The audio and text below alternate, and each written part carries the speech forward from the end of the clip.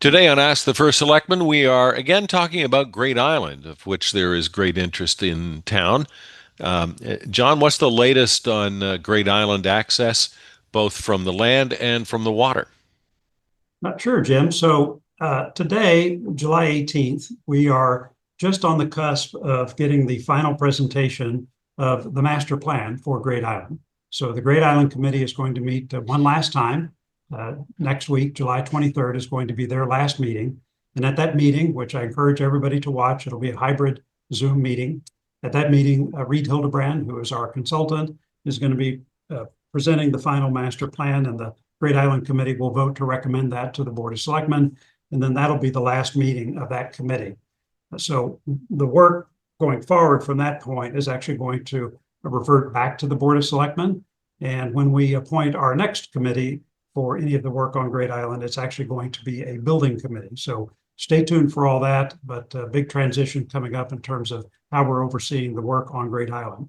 In terms of what's happening immediately, you'll recall that we have adjusted the access hours for Great Island in anticipation of the work on the roadway that we call 23A, which is from really Rings End Bridge up to the traffic circle there at the entrance to Great Island. So as we discussed many times, that work involves widening the road or the pathway there so that it can accommodate two-way traffic, as well as putting in a 5-foot wide sidewalk. So that work is going to start in earnest, not this week, but the week of the 28th. So that Monday, that's the week that we're going to really start that construction work. Right now, they're finishing up some survey and design work, but now that's just about done. And so when we do that, the hours for Great Island will change. And that means that Monday through Friday, that we would have Great Island closed access until 4 o'clock in the afternoon. That gives those construction workers time to get their work done, but also do it in a safe way where we don't have the pedestrians and others right up next to heavy equipment. Great Island will be open as normal, sunrise to sunset over the weekends and on holidays. So just during the work week, that's when we're going to have the restricted hours to get this work done.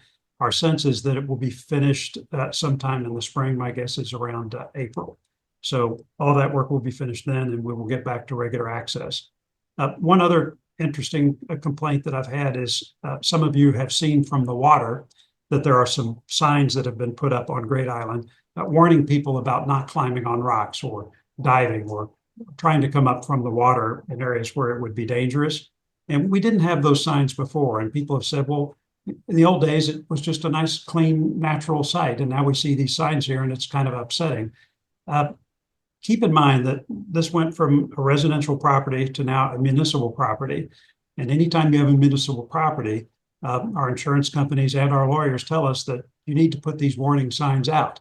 And that's why you see them at places where there could be something dangerous, say like a swimming pool. Any municipal swimming pool would have similar signs. And it's no different here. We're going to take another look at them and see if we can minimize placement or minimize the disruption to the aesthetic beauty. But that's why they're there. It really is to protect the town in case anyone does do that, from liability associated with anyone doing something foolish that they should not be doing. So that's the reason for that. We, again, will take a close look to try to minimize it and make it look as best as we can. But as a municipality, it really is our responsibility to put up signs like that. John Zagrodzky is our guest on Ask the First Selectman. If you have a question for him, just send it along to us and we'll ask it on your behalf. Email us at dariantv79@gmail.com.